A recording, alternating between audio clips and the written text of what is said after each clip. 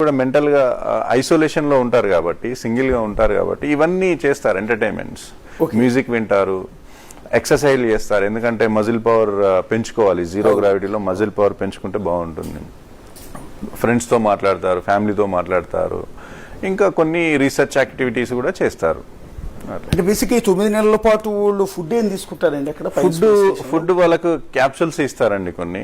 So water packets ఉంటాయి, food capsules తీసుకుంటారు. So mostly capsules లో ఉంటుంది, క్యాప్సూల్ ఫామ్ లో ఉంటుంది. వాళ్ళకి ఫుడ్ వేస్టేజ్ తక్కువ ఉంటుంది అనమాట తీసుకునే క్యాప్సూల్స్ లో.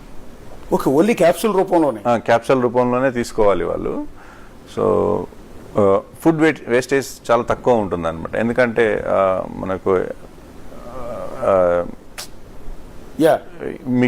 మిగిలినవి ఇబ్బంది కాకుండా క్యాప్సూల్స్ రూపంలో తీసుకుంటారు. దాంట్లో వేస్టేజ్ చదివానండి, జపాన్ సూప్ ఏదో తాగుతారు అని. ఆ సూప్ తాగేటప్పుడు కూడా స్పూన్ తో తీసుకోగానే బాల్స్ మాదిరిగా గాల్లోనే, జీరో గ్రావిటీ కదా, అక్కడే ఉండిపోతుంది అనమాట. సో ద గ్రావిటేషనల్ ఇన్ఫ్లుయెన్స్ తీసుకోవాల్సి ఉంటుంది. అక్కడికి వెళ్ళి సగ్ చేస్తారు, సగ్ చేయాలంటే అంతే, సగ్ చేస్తారు.